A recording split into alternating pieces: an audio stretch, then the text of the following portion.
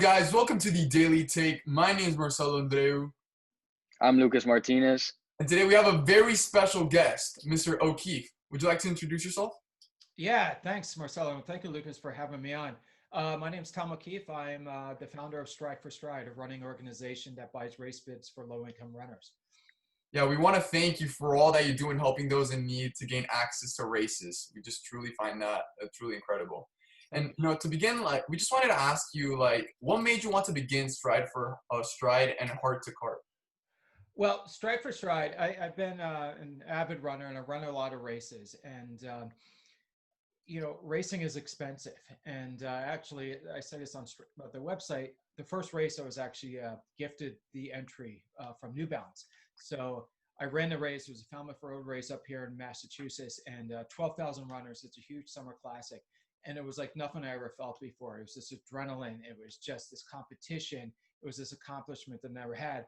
Previous to that, I ran sort of for exercise, but there was never a purpose for my running until I ran that race. And I felt so lucky to actually have that gift of going there. I may have never ran competitive races if it wasn't for that gift. But then after registering for my second race, third race, fourth race, and then the Boston Marathon, which was $350, I realized that running is really expensive. Everyone, just assumes you go out for a run, it's free. Running is, except for sneakers and gear, it's fairly inexpensive. But if you want to run a race, it's really expensive. A half marathon, $80. A marathon is over $100. So I saw that as a huge barrier for a lot of low-income runners and a lot of Latinos and Blacks and immigrants to be able to get into races. And another observation was looking around. I'm up in Massachusetts, and a lot of the races lack diversity. And, a lot of that, in my belief, has to do with the cost, the barrier of entry, the cost of entry. So Stride for Stride really, once I figured that out, and then they figured out the simple mission of buying race bibs for low-income runners, it was really easy to put it together, and it made sense as that simple avenue to help increase in diversity and help increase accessibility for runners to run races. Yeah, that's amazing, and that's pretty interesting because do you think that there's other or do you know of any other organizations that do the same as you, or are you kind of like one of a kind? I don't think I'm probably not one of a kind, me personally, but I don't think there's anyone else there like Stride for Stride that buys races. We'll buy a race for any runner based in the U.S. For any race he or she wants to run. I know there are races, individual races, that will buy bibs for those struggling to afford that race, but just for that particular race. We don't care what race you want to run. If your favorite race is the Miami Marathon or the Philadelphia Marathon, we'll buy them. We don't care. So I think for exactly what we do, we're unique. I haven't found anyone that does that yet. So. Yeah, no, I completely agree. I feel like there's some programs like kind of like yours for like other sports like basketball and like football, but running, it's I feel like there's like a lack of attention in that regard. But to move on, we just wanted to ask you, what is one piece of advice in regards to your experiences and making an organization such as this one that you would give to listeners? The advice is you have to be passionate about what you're doing and what the mission is. I love to run. It keeps me healthy. It gives me a purpose and run out there. If I didn't like running it, there's no way I could be passionate about this. And it's funny, if you talk about Stride for Stride to people that don't run, they really don't get it. You guys are runners, so you get the barriers and you get the excitement of running, but you have to be passionate about it. So look for something that you see in your life every day around you. Like with me, it was lining up in the starting line, realizing I just spent $80 to run for 30 minutes, not a half marathon, obviously. And that, everyone sort of the races kind of looks like me, kind of a white dude. And, just looking around you and how you can make your everyday life a bit better. And so that's Stride for Stride. And it's just, you got to be passionate about it. I do this every single day, and everyone that's on our team are super passionate runners. And that's my main goal, my main word of advice. Yeah, and for our listeners, like, what would you tell them? Like, how could they use Stride for Stride? Like, how could they sign up for you guys to help them? Like, Yeah, where do they go? anyone that's an avid runner and can't afford to race, can't afford to run races, can go strideforstride.com. And at the top of the nav bar, you'll see there's join our team. And it's kind of a 5 or 6 questionnaire that just asks a little bit about you. What races are you interested in running and joining our team? When you join our team, it basically means we send you our signet, we send you a gator, and we ask you what races you want to run, and then we sign you up or sign you up whenever you want to. Now you're part of our team. We email everyone, when there's races coming up, wherever you want to run. We segregate it now between Miami and Boston because different races. But it's as simple as that, sort of getting to know you. We're looking to increase diversity in races. So, immigrants and Latinos. We have a ton of runners from Nicaragua, El Salvador,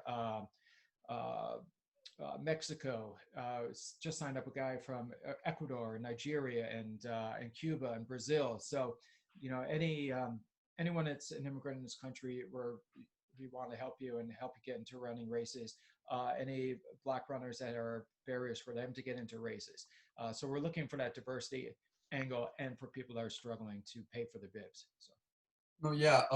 Mr. Keith, do you have any do you remember the first person that you were able to help? Like, how did you feel that you made like an impact in their life? And do you remember how you found them? With Stride for Stride? Yes. Yeah, you can totally call me Tom. First off, so Mr. O'Keefe's fine if you like, but oh man, Tom is totally fine. Yeah, I launched Stride for Stride. It's only 2 years old now, so November '08. So we're almost 2 years. And at least up here in the Northeast, the racing season's kind of done the first week in December. So, and then January, we don't have the luxury of you guys. It's about 10 degrees running outside. So things slow down a little bit here. Yeah, it's cold. When I tell our Miami runners, like when I send them photos of me training in January, like for Boston Marathon, you train January and February, and they can't believe that people actually can survive outside at 10 degrees, needless run. But so the first big race up here of the season is football. It's Super Bowl Sunday. It's a race called Super Sunday, and that's February 2nd, 3rd, somewhere around there. And so we didn't have any runners signed up. So the first couple months, it's always tough. You put something out there, and you think there's a need for it, but it takes time to build it up. And so we didn't have any runners until a guy named Ned came along.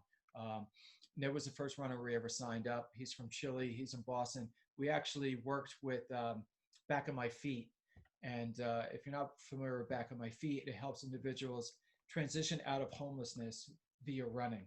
So the whole concept is if you can commit to getting up at 6 a.m, 3 days a week and running on that schedule, then you can start committing to showing up on time for a job, paying your bills. It's a tremendous organization. And Ned was one of their stars from there. And he's actually one of the greatest guys I've ever met. He sponsored him for that first race. And at that point, I realized, okay, this is amazing. He's a great runner. He finished his first marathon a few months after that in 3:25. And he's a great guy. And we realized that there is a need for here. And then we signed up our second guy, Estuardo. And Estuardo is from Guatemala. He came here he moved to Boston about 10 years ago. And then from him, he brought in a lot of his friends that he were runners with. And that actually led to the people that we signed up down in your town in Miami. So it took a couple months, and you have to just, it's scary for anyone starting their own business or charity when no one shows up on day one.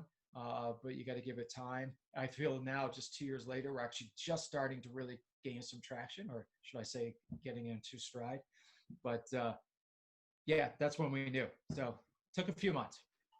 Yeah, and hopefully the listeners to this podcast, if there's any runners out there, they could be part of your team. So, For sure. obviously you have to fundraise money some way. So what are the ways that you do that? Yeah, fundraising's tough. It's a bit new for me. So we, in the first few months, we raised all our money by selling our singlets. So we wanted to create gear that people would actually wear, not just not just we gave it to you for free, that people actually buy. We've had a decent amount of success selling that. We've created, our logo is kind of different for running. Our logo is an equality sign. So it's all about and equal opportunity for everyone to run, giving everyone equal access and equal rights. And so it's this bold red on black logo on the front of her chest, and it doesn't stick out like a typical, like a Running Man sort of logo. So we've had success selling that and raising money, and all the proceeds that we raise from that go to buying race bibs and then other charities, that other things that we support our runners on, like buying shoes and groceries and stuff like that. And but fundraising itself, running is kind of nice because almost every race out there has a fundraising component to it. Like Boston Marathon is actually race bibs. They raise about $10,000 per bib. So it's kind of nice that races have this built-in charitable aspect. So we've been able to work with races up here, Cambridge Half Marathon, the Falmouth Road Race. We're praying that we get Boston Marathon. We've had other smaller races that help us raise, about $20,000 in our first year just from people running in support of us. So it's nice kind of plugging into a platform that is already open and to charitable races and charitable running. And kind of the more traction we get and the help of you guys with podcasts like this always leads to increased donations, and it's really been tremendous. So I appreciate the opportunity. No. Again, we want to like thank you with your busy schedule, and like we wanted to like also like get in like this insight, like this is a little this is related to Stride for Stride, but a little like off the rail. I guess since you said you started running at an early age, like what is it that attracted you to racing as like the sport itself?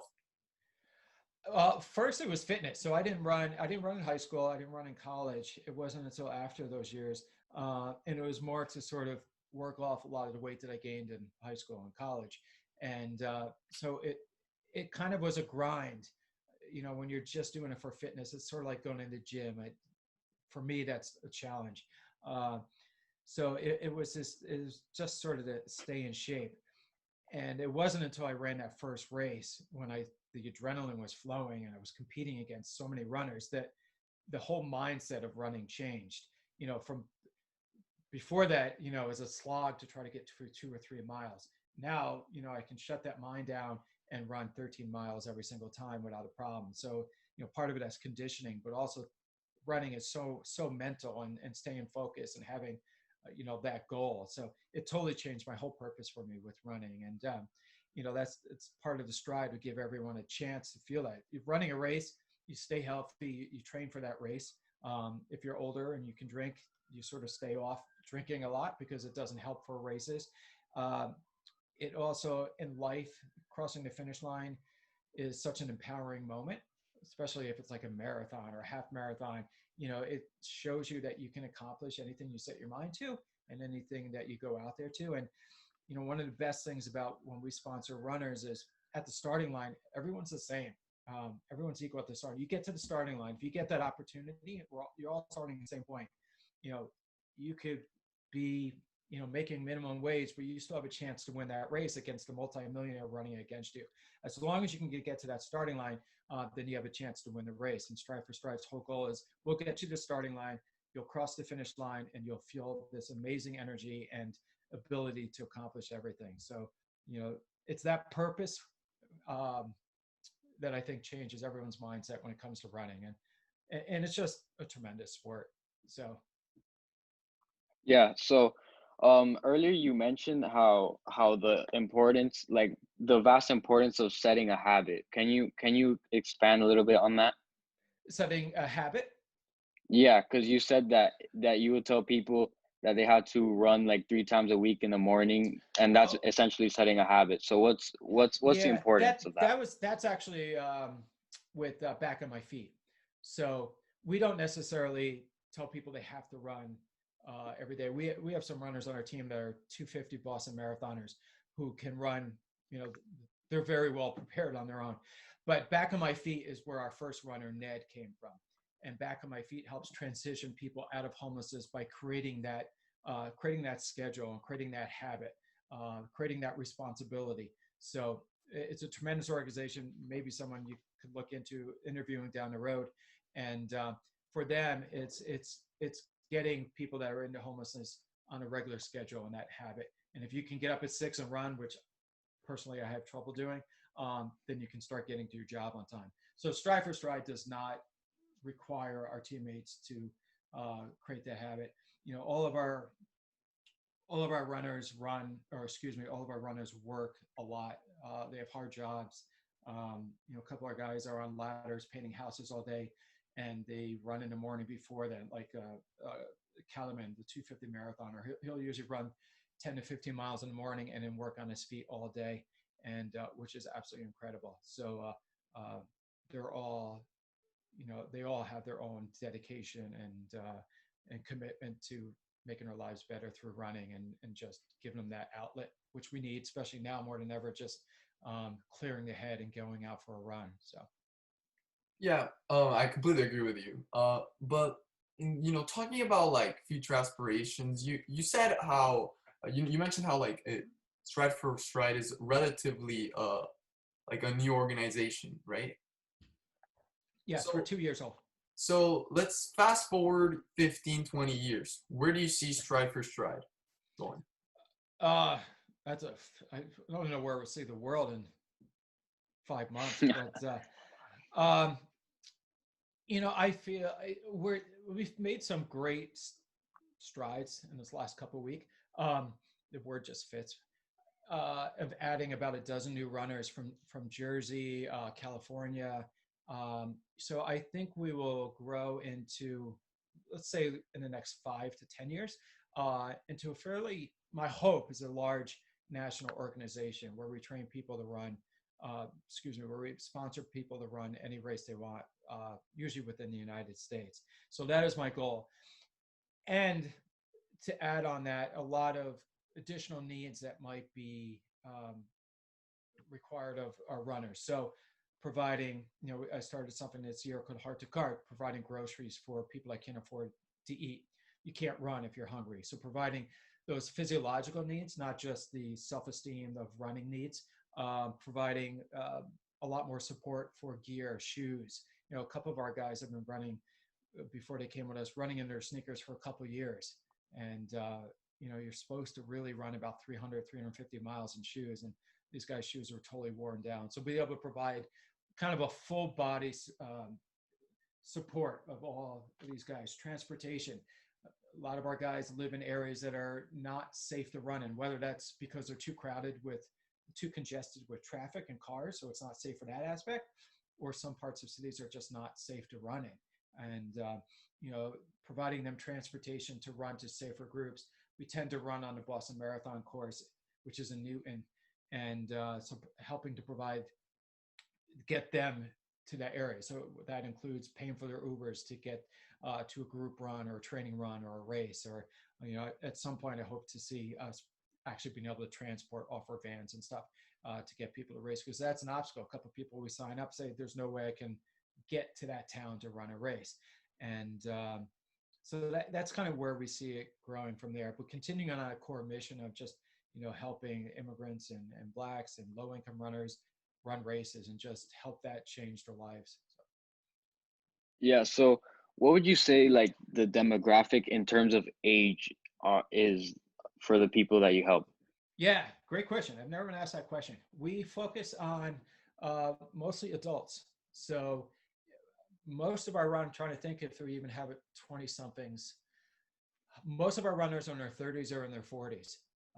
So we were not, when I started it, we weren't looking to be like young kids, as in like under 10 years old, getting them to run. It's the adults that are sort of, you know, in life, working long days and jobs, and to give them something to look forward to on a Sunday. Like, you know, if you're in a tough job all week, at least if you know you got this race coming up on Sunday, it gives you something to look forward to and drive through. So most of our runners are adults. I think we have a couple 20-something years old. We've sponsored a couple high school students who actually, their parents are on our team and they ran with their parents. A lot of I don't know if this is true for you guys, but we've contacted a lot of schools regarding helping some of their cross country athletes run, but you're not allowed to really run too much outside of cross country. So that was an obstacle I actually wasn't too familiar with. I didn't run in high school. So unless it's a summer race, your coach really won't let you run with us. So so you have to wait till you get to college or 20 something to run with us. But Yeah, it's adults, 20, 30s, 40s. We sponsored a couple within our 50s too. So Yeah, I know. In regards to the whole like coaching situation, I completely agree. Like, I have some like friends that they come from like less privileged families, and they like struggle to like truly like have access to like external races besides like like the ones against like schools and like school related ones. So it's just really interesting that you mentioned that. Uh, yeah. but actually like talking about something else. Quotes. I feel like everyone lives by one. Do you have a quote or saying that you constantly like live by? Saying, I don't. I thought you said books, but a particular saying, one that I've been saying recently with Heart to Cart is, which Heart to Cart buys groceries. It's a program of Strive for Pride buys supermarket gift cards for people that are struggling, both on our team and our community, but also anyone in the area.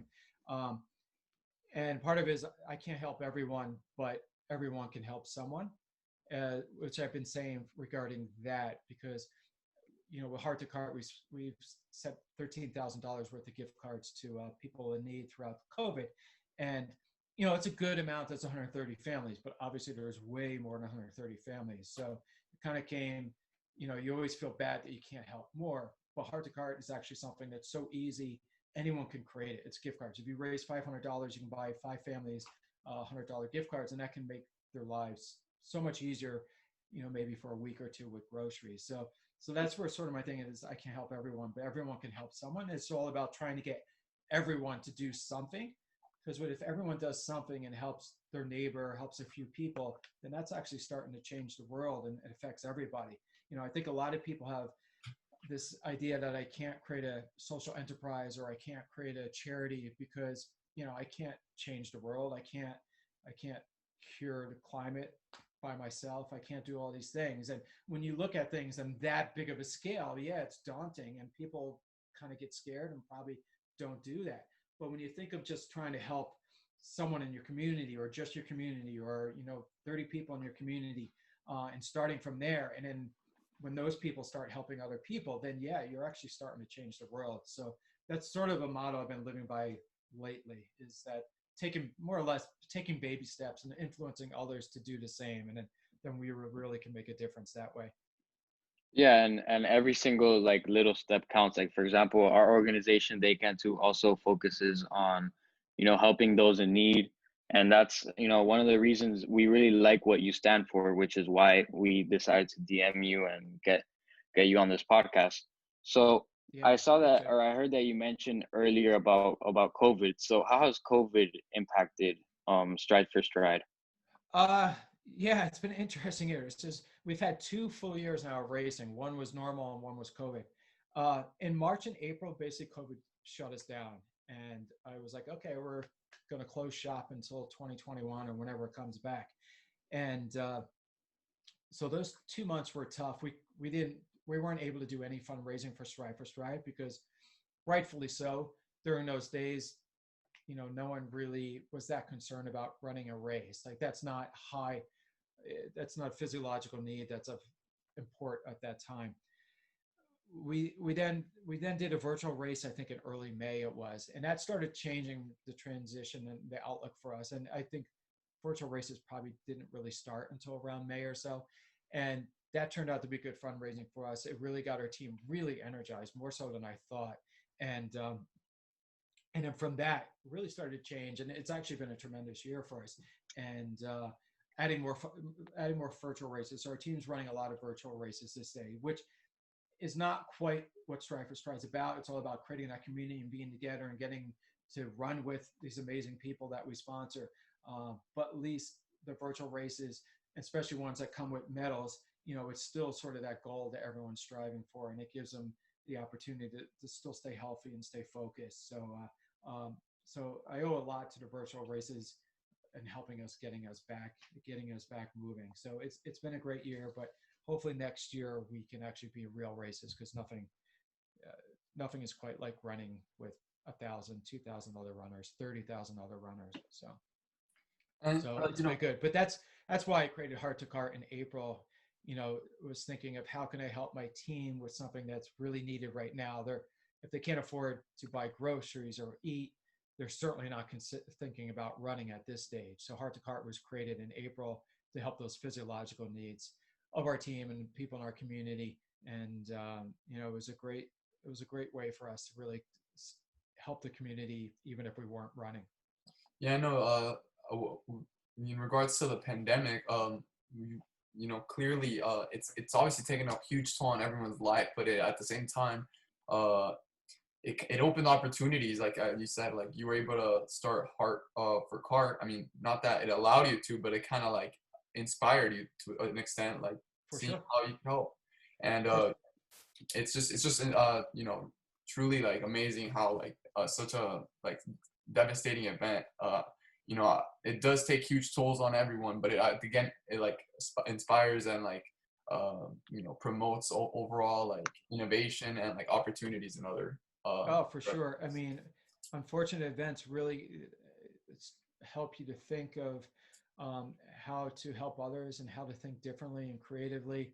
I've 12 years ago, I created a Twitter account called BostonTweet, which was during the 2008 recession.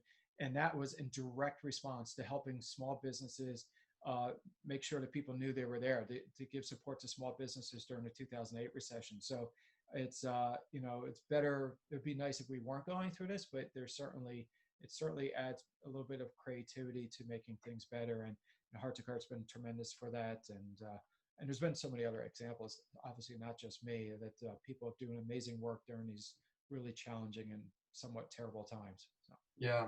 And to just get a little more like depth, understanding of like how Stride for Stride works, do you have like a close knit like community between your team and your racers? Like, are you constantly guys like communicating? Do you have like team meetings?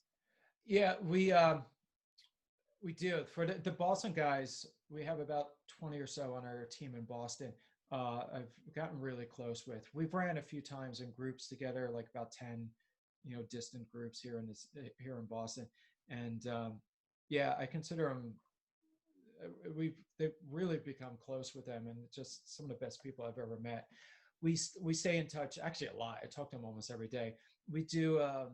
We have a private Facebook group, which has been really good for staying in touch, and just it's a platform for us to sort of brag about our runs and just if someone's injured, some advice. We have a lot of senior guys that ran a lot of races that provide advice to some of the newer guys on there. So that's been very helpful. So, to be honest, without social media, we would certainly be lost without being able to have that communication. We have we're doing a virtual Bay State Marathon next week, to the 17th.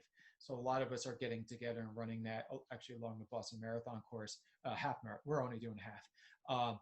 And so that is something everyone's really excited for, a little nervous for because of the times, but very excited to see everyone together and run together for an hour or two. So it's been good. So. All right, and now to sort of conclude the podcast, we're gonna finish with a couple of questions that are less on the serious side, but a little more fun. So like some would you rather questions and things of that nature. So Marcelo, would you like to start with that? Okay, yeah. So, Tom, would you rather have the ability to rapidly flush lactic acid from your system, like deep carnazase, or have superhuman speed but only be able to use it for a fourth of a mile before you're gassed out? uh, um, I actually don't know what you were talking about the first question, Oh, so the first half. So maybe I'll choose the second half, but a quarter of a mile. I mean, I guess that will give you like the last stretch to the finish line. Like I always try with running, I always try to sprint to the end, and then it's always like, did I start too soon, and then I gas out before the finish line. well, the first part is there's this um person, his name's Dean Carnazes, and he's like renowned in the world, in the racing world, in the long distance running, because he was born with this like sort of like mutation or like ability in his metabolic system where he has the ability to rapidly flush lactic acid from his system, so he never gets cramped, and he can just keep on running and running and running without truly like feeling any sort of like you know lagness or like tiredness. Actually, I might take that. Actually, that makes sense. I love I just love going out for a couple hours and running distance as opposed to speed. So, and sometimes there's something that happens, you get a cramp and you're just done. So being able to know that I will never get those pains, I think that's pretty good. I'll take the latter, the former. What about this is not a really would you rather question, but what is your go-to running shoe? New Balance 890. Do you have a reason why? Like, is it like 'cause of cushion support? It's actually kind of it's not minimal, but it's not a big. I don't think I have it here, but it's kind of it's somewhat minimalistic shoes. I'm not a fan of the big. I like very light shoes. I don't like a ton of cushion on there. I think the drop is a 6 millimeter drop on there, so it's just light and feels good. So I've been running in New Balances for 5 or 6 years now, and I used to run in a Zante a lot, which I used to like, but lately it's been the New Balance 890s version 7. Every year things always change. Version 7 is what I really like. So yeah, they've constantly been getting lighter and lighter every year. Yeah, and then sometimes they're not. The newer 890s I actually don't like as much as version 7. So I guess my time is running out for how long I can actually run with these. But I have like 4 pairs still. So. But with those shoes, would you rather run in the burning sun or in the cold? Oh my God, I'm in the Northeast. I would rather run in January than July any day of the week. I hate summer running. My distance in the summer just drops down, and in the winter, I love, as long as it's not below 15 degrees. I love running in the winter. You don't overheat. You don't need to drink as much water or carry water with you as much, and much rather take the winter. I can't do the Miami heat. Yeah, no, I mean, to be honest, running in this like heat, I mean, we're used to it, but it's truly draining. Like I have like family members that come that are also into running, and it's like a complete different environment.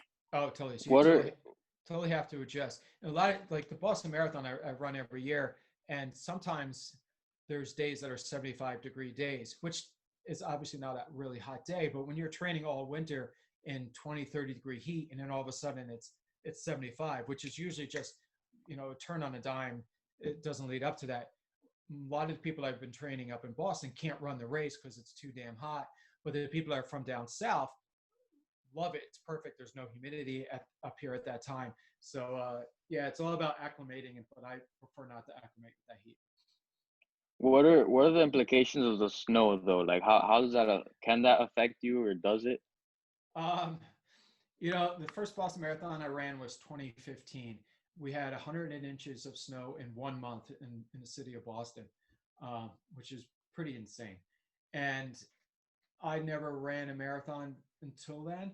So I didn't know how much I was supposed to train. So I basically trained nonstop through snowstorms, running in the middle of the street because it was the only thing that was plowed. So honestly, I prefer no snow. Running in snow kind of sucks. Uh, as long as it's in the winter and it's dry and it's not raining. Raining obviously would be a little warmer, but as long as the roots are dry, it's fine. But the snow is really bad because first off, you can get really, really hurt. Obviously, slipping on the snow and getting an injury. There's some good, like the Boston Marathon along Com Ave. There's actually a carriage lane which kind of free of traffic, so it's kind of a nice secluded place to run, which is usually cleared. But prefer no snow. They keep that to the mountains. Yeah, no, I completely agree. I'd easily take the burning sun over the snow. Yeah. It's also definitely lighter on the feet. Yeah, but you know what? If you ask me in January the same question, I might say the burning sun. But no, thank you. We want to conclude the interview with you, Tom. Thank you so much for coming along. We want to give a special thanks to our script writers, Danny and Medina and Carola Mato. Again, thank you so much for coming on. We understand you have a super busy schedule. Again, we wanted to thank you so much for all you do in helping those in underprivileged situations to gain access to like their passion, which is racing. And yeah, I just wanted everyone to go follow us on Instagram at @V_daily_take, and make sure you follow Tom at BostonTweet on Instagram, and make sure you check out strideforstride.com if I'm not wrong. striveforstride.com. Yep.